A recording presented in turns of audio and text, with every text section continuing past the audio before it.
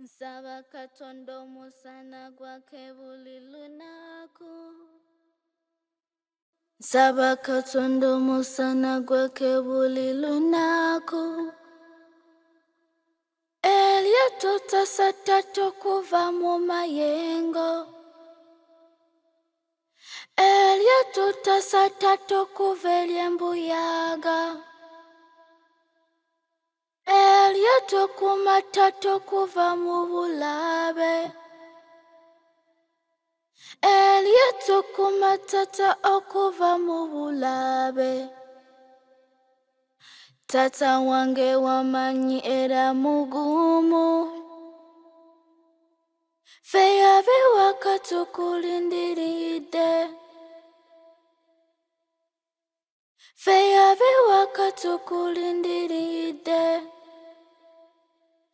Eryato liwa ekisa ekingi. Eryato owa essuubi eringi. Nkimanyi ojja kuuma taata wange. Omusana nga guvuddeyo. Omusana nga guvuddeyo. Eryato komyawo taata wange. Nsaba Katonda omusana gwake buli lunaku.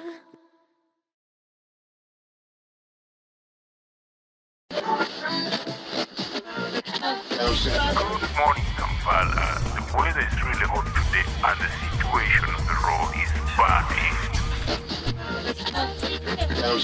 Abaana bangi bakoseddwa mu bubenje bw'emmotoka ku makubo. Omuwendo gw'abantu abafiira mu bubenje bwa bodaboda gweyongedde. Omuwendo gw'abantu abafiira mu bubenje ku makubo g'e Uganda buli mwaka gweyongedde.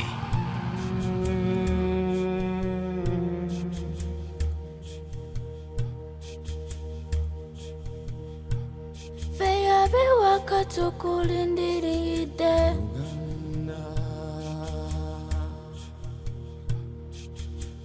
Following mainly road traffic crashes is quite enormous. On an average, in the accident and emergency, we see about 40 patients being admitted with surgical emergencies, and about 30 of these on a daily have trauma. The rate of urbanization going on. People are not well grounded in terms of knowing the road safety measures. There are so many vehicles, there are so many motorcycles in and out of the city, and there's some kind of unorderliness. Accidents on the roads have been tremendous. They are increasing.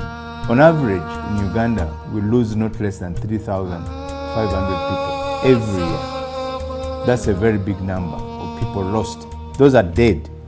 Again, it is said on average, about 30,000 people, their lives are changed by accidents. Some get totally disabled. Many take a lot of time in the treatment centers, in the hospitals. So government spends a lot of money in treating these people. And in the process, government is losing close to about 7.8 trillion every year. Which money, if it had been put on infrastructure, it would be developing the country. So we need to find a way, one, of reducing the deaths on our roads, because those numbers are not good to talk about every year. Secondly, if we reduce the deaths by reducing the accidents, then it will have a direct impact on the amount of money government spends in the hospitals. There will be a reduction. And if that money can be saved, then we can actually put it in the development of better roads, better infrastructure. If we take a drive and see the amount of chaos that is on our roads, who is in charge of this? Who controls this? Who can be made to account for this? Why we don't have systems, we don't have infrastructure, what don't we have? And if we don't have it, how do we fix that gap? How do we fix that problem? Over to you. Look at that. Chaos, chaos, chaos. Look at the borders. It's a red light. And what's happening? Everybody's just driving across. Look at this. My light is green and those cars are going. So what am I supposed to do? The chaos is not only in the street. The sense of organization which must get into planning at both personal and social level must be integrated.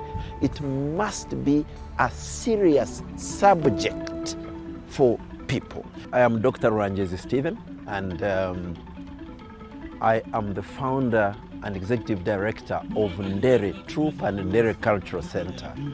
I started Ndere Troop in 1984, and the main reasons I started this was A, to try and recapture and save Uganda's or Africa's indigenous civilizations, which had been shattered and destroyed by colonialism.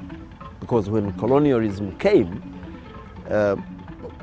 everything that was African was branded as evil, backward, primitive, and for me, that is the main source of lack of confidence. We are the Triplets Ghetto Kids, making lives better through dance. Our hope is in you. Showtime!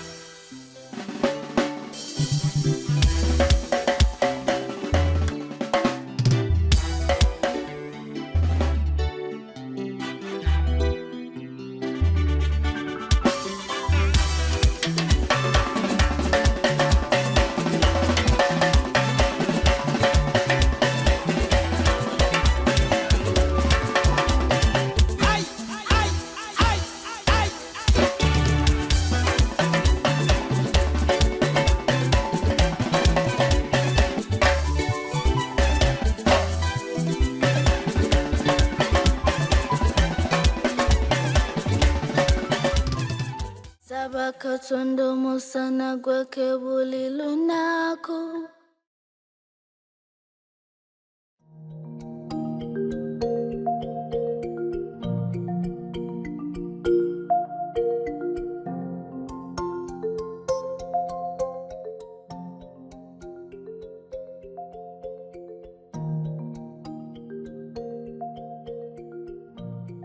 My name is Kukoi Joshua. I come from Karamoja, northeastern part of Uganda. I joined Kampala 2017, early January, and I came when I was still at school. I used to do much about music. What made me join Kampala was mainly traditional dancing.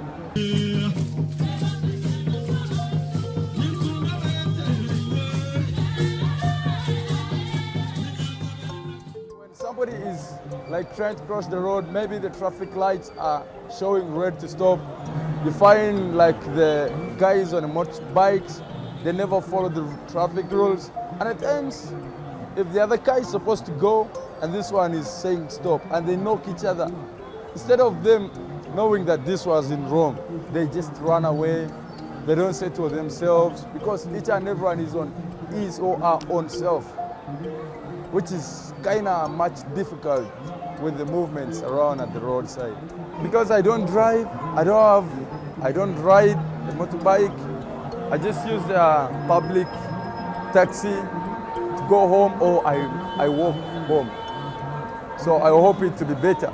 People think about themselves. That kind of lack of discipline on the road. Nobody wants to give chance or opportunity for another ones to go, such that they also have access to the road services. That in itself creates what we call a deadlock. everybody is struggling to access the road, and eventually it leads to traffic jam. So we normally see a number of deadlocks on different road junctions. And this also affects the management of the traffic lights.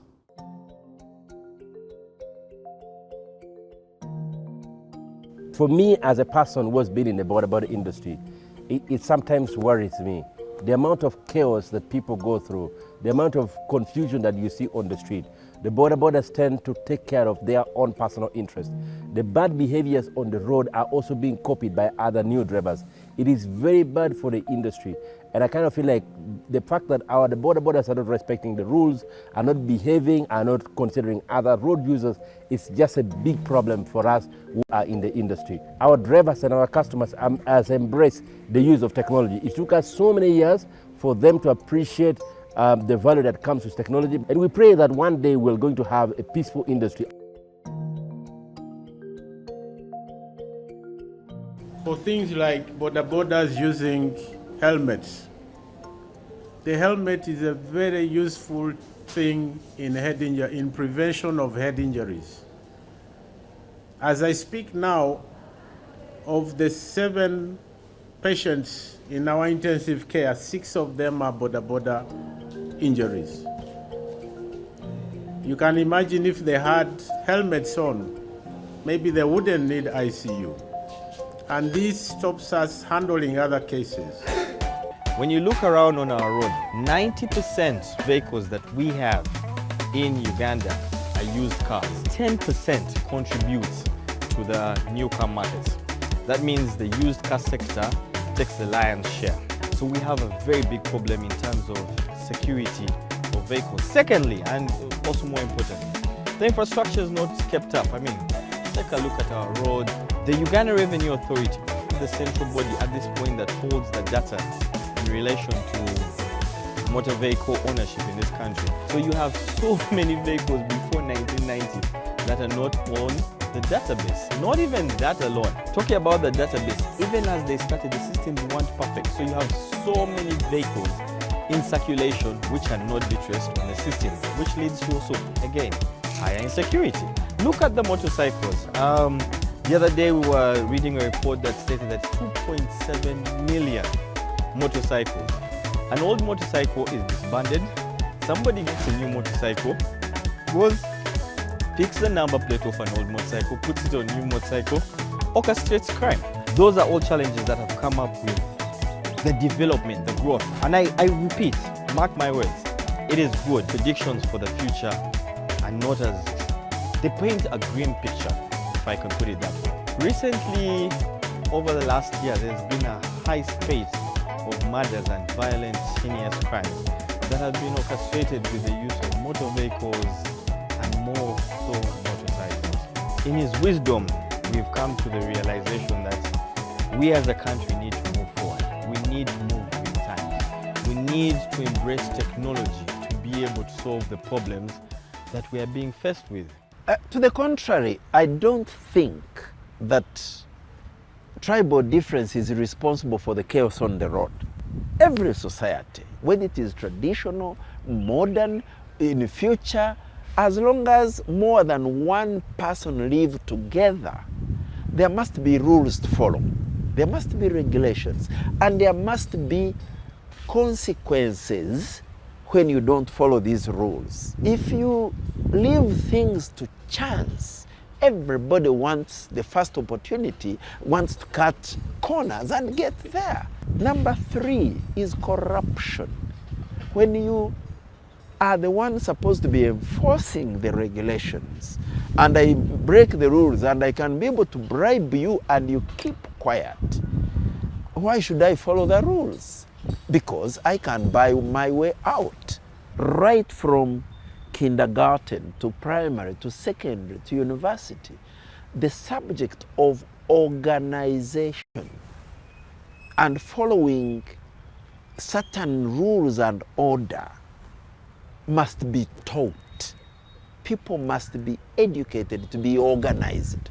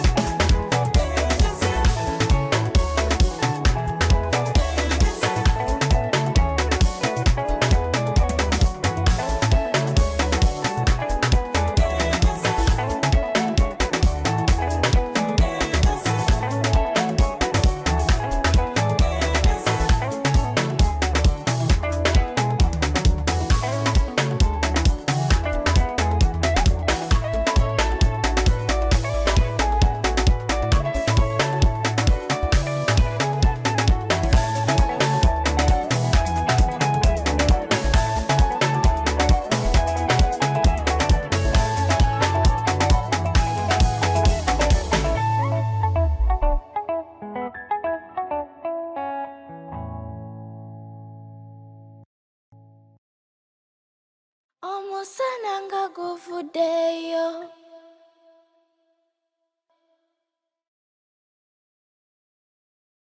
The embracing the use of technology is the next big game, because there is no way as a country as Uganda we can keep lagging behind. Uganda is known of being the Pearl of Africa. We should also become the Pearl of innovation. You know, we thank His Excellency the President of the government for allowing, you know, new breed of technology to come. You know, you have the like of Safe Border, and you have other international companies that have come in. You have like Kensibuku, plus lots of other companies that have also deployed technology, and it's working. And we know that the government understands, the Ministry of ICT understands it, the Ministry of Science, Technology and Innovation. His Excellency understands these things. And this is why he's always been encouraging other new companies to come in. Recently, companies that are making smartphones have entered the country, plus lots of other businesses that are purely using technology has entered the country. So I kind of think that the only thing we can do is to embrace the use of technology, because if we deploy enough technology that can allow us to monitor, that can allow us to understand the behaviors of a driver, it makes it very easy for us to make better decisions on how to improve the industry, how to adjust the industry, and the only solution is technology. What we have seen in other parts of the world, other developing countries, everybody is moving towards technology. Technology is the real solution for urban, for the border chaos, for movement of people, for businesses. Even as a Safe Border, we depend on technology to deliver the services that that we deliver to our people. So the next thing is that you should not be worried. I think every single Ugandan needs to embrace technology. Government is working on making sure that people can have access to better technology system. I think also there's a work on regulation to make sure that people, technology can be cheaper, internet can be cheaper, plus the rest of the other services. So the next big thing is technology. So I understand that sometimes we are scared of change, of new innovation, but I think it's time as a country that we need to embrace this as early as possible. In modern times, where everything is going to be managed digitally, we are embracing super artificial intelligence systems. We are embracing them now. The trending technologies today, we don't need to worry about them because they are part and parcel of us. So it's about acquainting ourselves with the technologies and move along with them. There's no myth, there's no fallacy about fearing of technology. Technology is here to support us. Yeah, of course, there is a plan working on the infrastructure better. I know there's something that will be coming up soon. I know there could be a few challenges.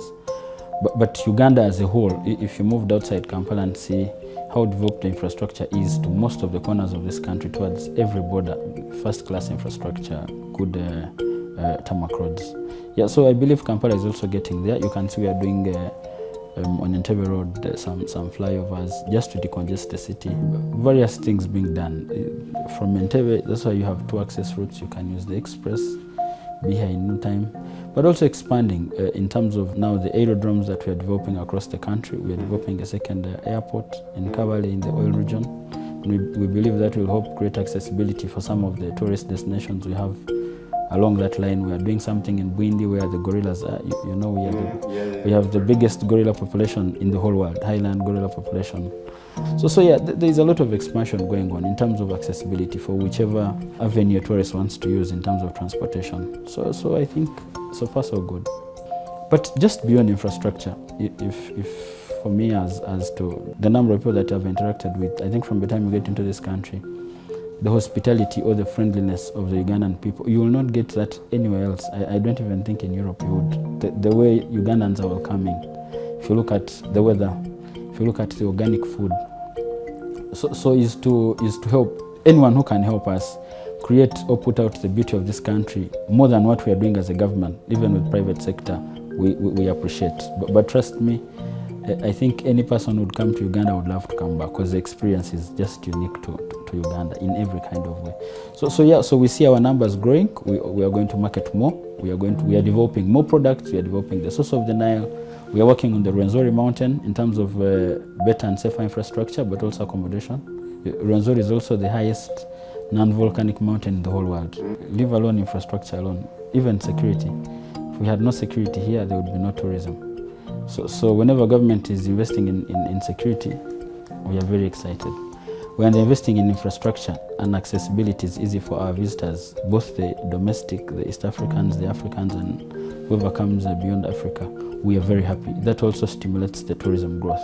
So it's interlinked in one with the other. Creating safe travel in terms of road safety is something that we look at keenly as the tourism sector. And we believe that that goes in a long way in contributing on the experience of the tourists, their safety, and of course, definitely will also grow the tourism sector. So we have no problem. What we are getting, of course, we would want to get more, but we are happy if they're investing in infrastructure, if they're investing in security, it all works for us, so we have no problem.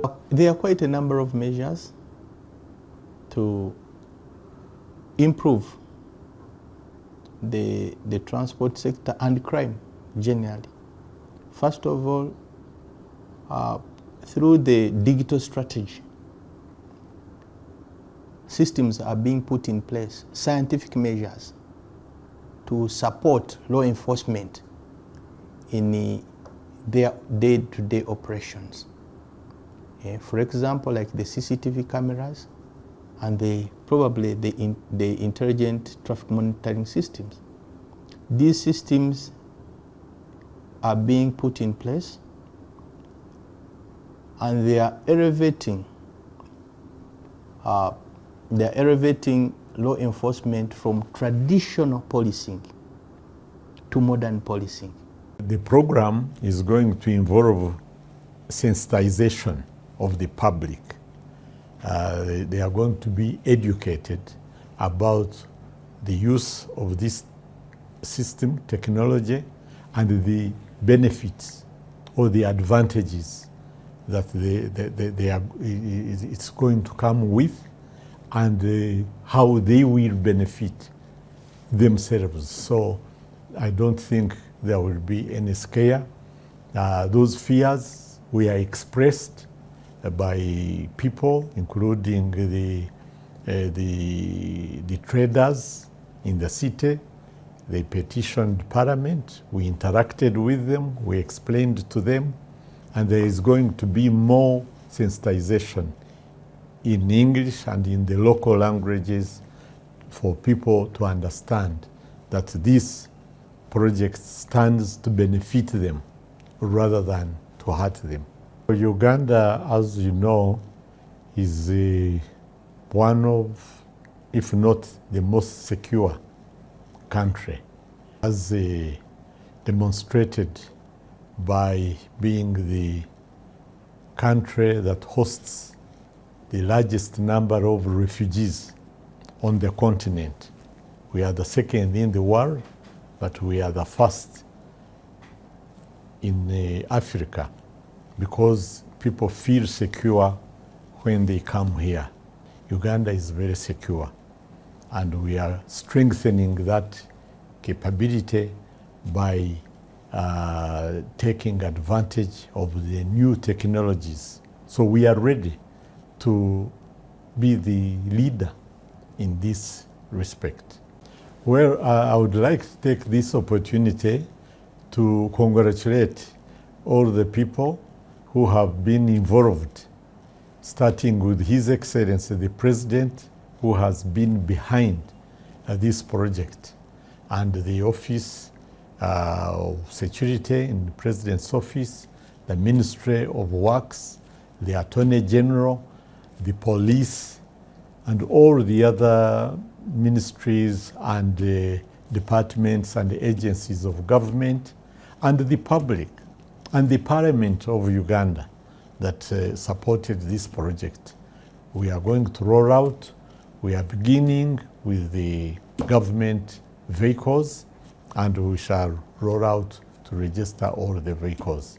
But I congratulate Ugandans and appeal to them to support this project, which is going to benefit all of us. Thank you very much. A sense of togetherness as a country. Uganda has officially 56 different tribes, and all through history, most of the conflicts that have been in this country were either along tribal lines or religious lines. people of Uganda would see the diversity as a positive attribute, not a reason for conflict.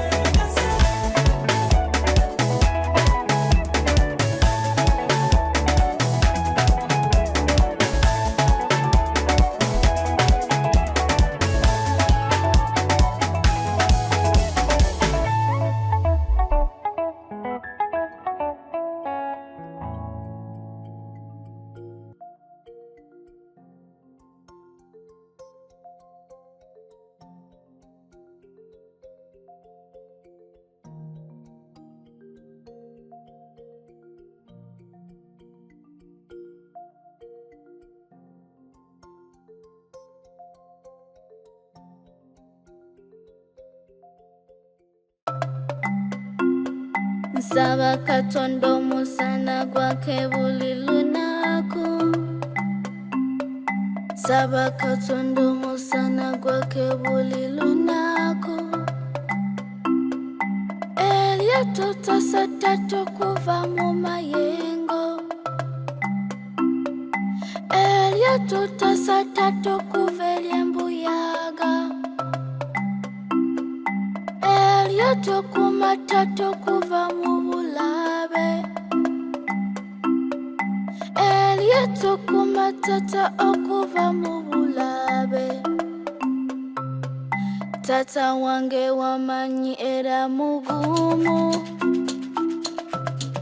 Feya biwaka tukulindiridde. Feya biwaka tukulindiridde. Eryato liwe ekisa ekingi. Eryato ow'essuubi eringi. Kimanyi ojja kumatata wange. Omusana nga guvuddeyo. Omusana nga guvuddeyo. Eryato komyawo tata wange. Nsaba Katonda omusana gwake buli lunaku. Nsaba Katonda omusana gwake